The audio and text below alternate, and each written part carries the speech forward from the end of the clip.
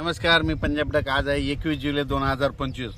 मी या सोयाबीनच्या शेतामध्ये उभा आहे, पण ही सोयाबीन आहे धाराशिव जिल्ह्यातली, म्हणजे धाराशिव जिल्ह्यातली ही सोयाबीन आहे। पाहू शकता कसं पीक बहरलेलं आहे, तर इतके जोरात पीक आहेत, म्हणजे हे धाराशिवकडले। आणि या ठिकाणून धाराशिवचे काही जणांची सोयाबीन सुकत आहे, म्हणून या धाराशिव जिल्ह्यातूनच त्यांच्यासाठी एक आनंदाची बातमी देतो। आज 21 तारखेला म्हणजे संध्याकाळी रात्रीच्याला विजेच्या कडकडाटासह ठिकठिकाणी तुमच्या धाराशिव जिल्ह्यामध्ये पाऊस येणार आहे, म्हणून ही धाराशिव जिल्ह्यासाठी आनंदाची बातमी।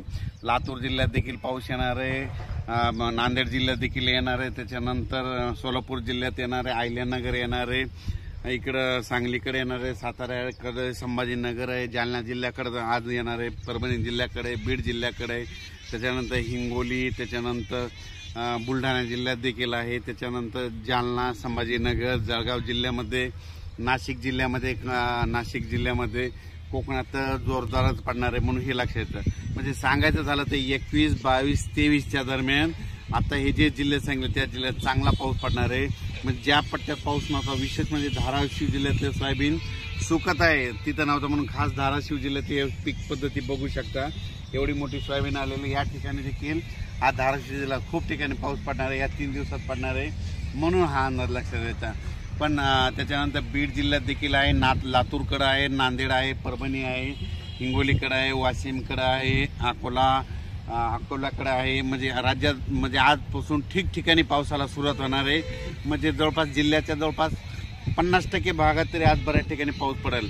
आजच्या पेक्षा म्हणजे 22 तारखेला आणखी याची व्याप्ती वाढत जाणार आहे, 23ला आणखीन जास्त वाढणार आहे। म्हणजे सांगायचं झालं तर या 4 दिवसामध्ये 21, 22, 23 आणि 24च्या दरम्यान म्हणजे ह्या धाराशिव जिल्ह्यात सगळीकडेच पाऊस पडून जाईल आणि सगळ्यांचं जे सुकलेलं सोयाबीन आहे ते चांगलं दिसणार आहे, म्हणून हे अंदाज लक्षात यायचा। अचानक वातावरणात बदल झाला तर लगेच एक मेसेज दिला जाईल। पण राज्यामध्ये आता 21 पासून ते 28 जुलैपर्यंत 8 दिवस दररोज वेगवेगळ्या भागात पाऊस पडणार आहे आणि संपूर्ण जिल्ह्यात सगळीकडे पडून जाणार आहे 8 दिवसात, म्हणून हे अंदाज लक्षात यायचा। एकदा सगळीकडे पडणार नाही, आज काही ठिकाणी पडून, उद्याच्याला काही ठिकाणी पडून, परवाच्याला काही ठिकाणी पडून पाऊस येणार आहे, म्हणून हे अंदाज लक्षात घ्यायचा। अचानक वातावरणात बदल झाला तर लगेच एक मेसेज दिला जाईल। धन्यवाद।